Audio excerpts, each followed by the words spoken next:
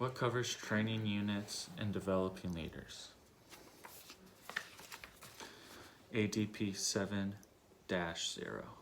Who is responsible for training units and developing leaders? Commanders. Who is responsible for training individual soldiers, crews, and small teams? NCOs.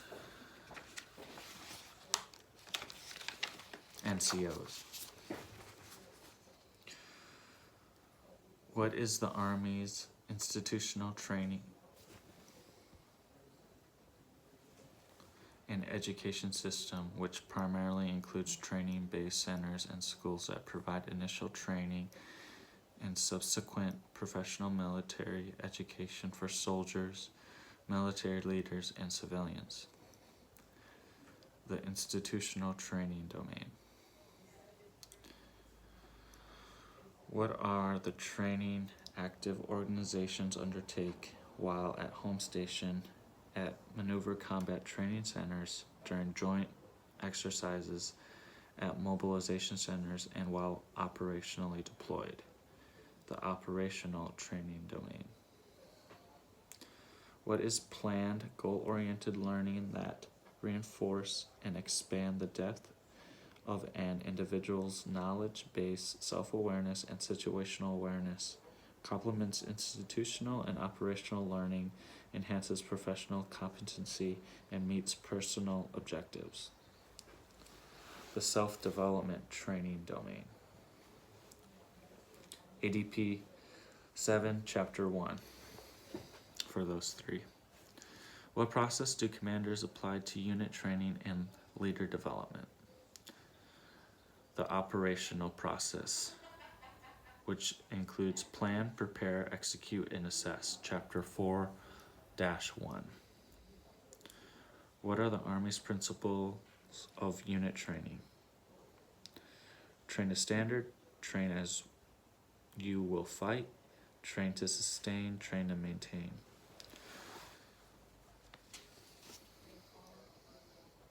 What does METL stand for, and what is it?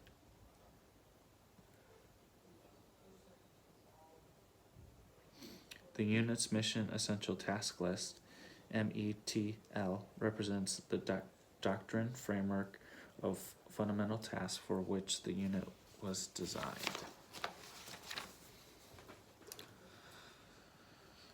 ADP Chapter 1. A commander's responsibility for developing subordinate leaders and ensuring that trained, competent, and certified leaders lead all unit training.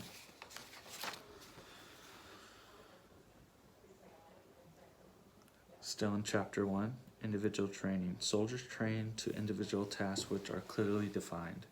Training individual tasks occurs in the institutional, operational, and self-development training domains. You can refer to AR 350-1 for a discussion on training domains. Individual training also includes the training on the individual weapon that they are assigned. Moving on to collective training. Collective tasks require organized teams or unit performance.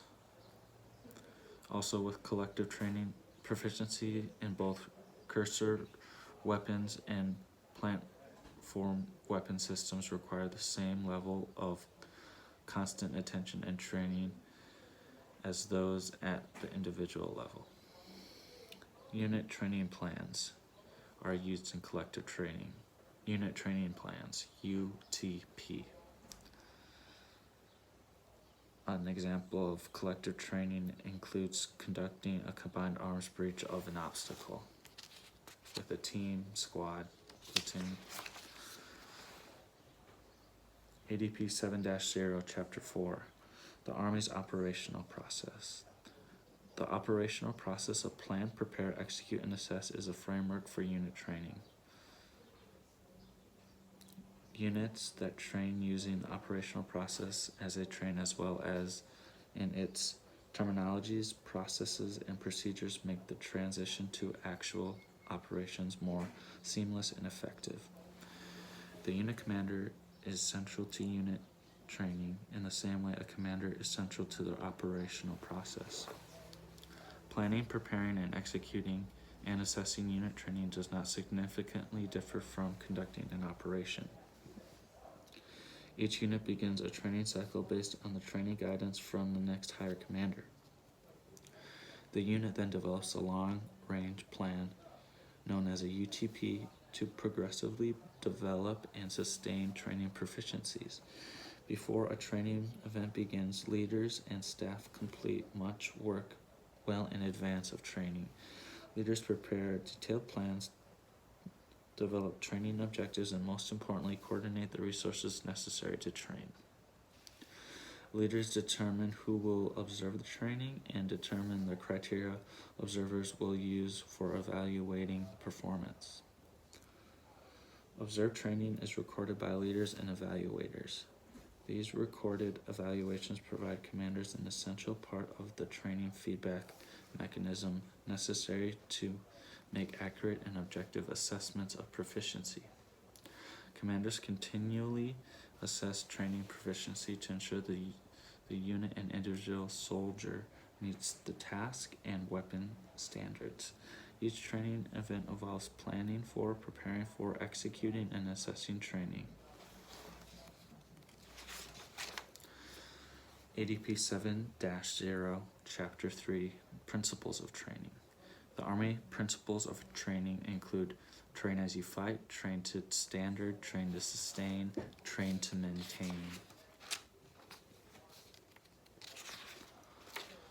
The key differences between train to sustain and train to maintain. Train to sustain involves key personnel turnover, new equipment fielding, and resource constraints, and assessing plans to mitigate any of those complicated situations in a unit in order to affect the training in a positive manner.